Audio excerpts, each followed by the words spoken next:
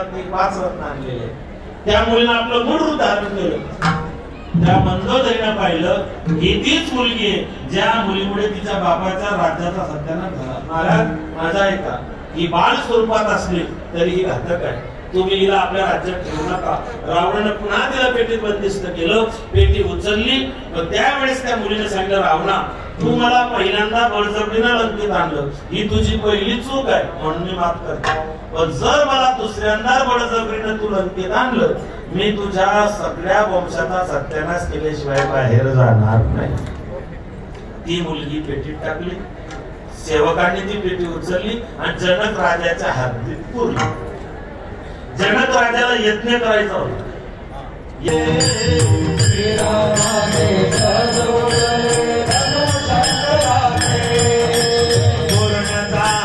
जनक कृपाचा येतो अंतरीचे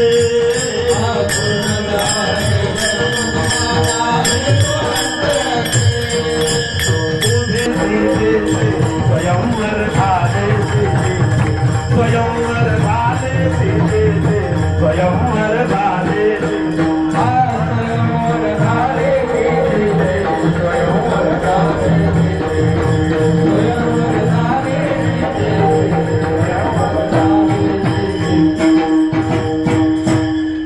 श्रीरामाने सहज उचलले धनुशंकराचे पूर्ण झाले जनक कृपाचा हेतू अंतरीचे उभे ठाकले भागता बळे उभे ठाकले भागता बळे समोर तुही तेथे स्वयंवर झाले सीतेचे स्वयंवर झाले सीतेचे स्वयंवर झाले सीतेचे स्वयंवर झाले भाग समोर दुहितेचे. दुहिता म्हणजे काय? दु म्हणजे दोन. जे दोघी ठिकाणचं हित जोपासते तिला दुहिता म्हणतात. दुहिता म्हणजे मुलगी.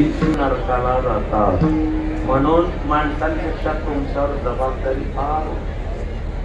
जिच्या हाती दोरी ती जगाचे उद्धारी. सीता रावणाला सापडलीच नसते. फक्त सीतेने लक्ष्मण रेषा ओलांडली. लक्ष्मण रेषा म्हणजे त्याच्या नावाखाली त्या वेळेस तुम्ही घराची लक्ष्मण रेषा ओलांडली त्या वेळेस तुम्हाला रावणच भेटला. राम सापडलाच नाही. रावणाच्या ताब्यातून सीतेला सोडवण्याकरता मर्यादा पुरुषोत्तम राम होते. सध्या राम कुठेच दिसत नाही. रावण मात्र गल्ली पोळात फिरताना दिसतो.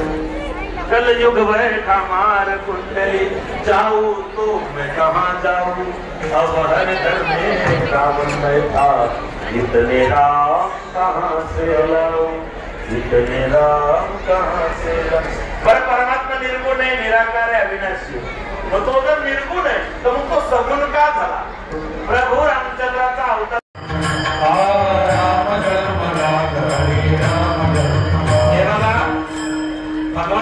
उघडी लोचने तिथून जाय माय स्वतः प्रदर्शने.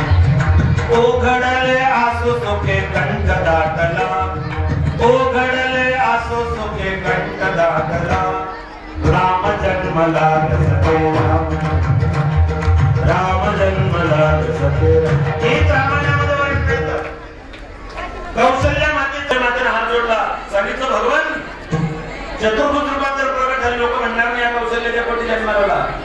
तुम्हाला सगुण आणि बाळ रूपात प्रकट व्हावं लागेल. तो चैत्र महिना मधुवास पुनर्वसु नक्षत्र अभिजित मुहूर्त मंगळवार माध्यान्ह काळ दुपारचे बरोबर त्या ठिकाणी माध्यान्ह काळाची वेळ आणि परमात्मा प्रकट झाले.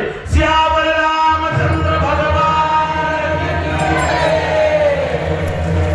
राजा राम राम राम सीता राम राम राम राजा राम राम राम सीता राम राम राम.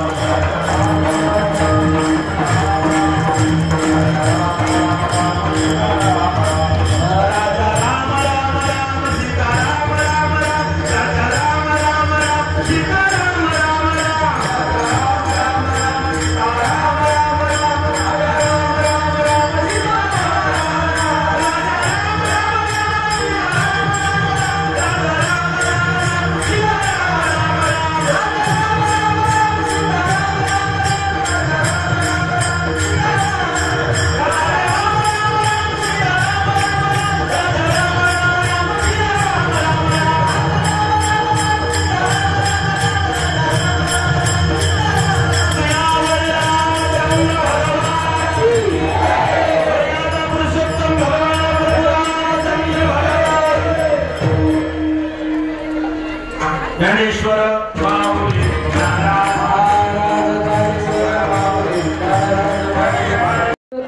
खालचा मंडप झालाय का?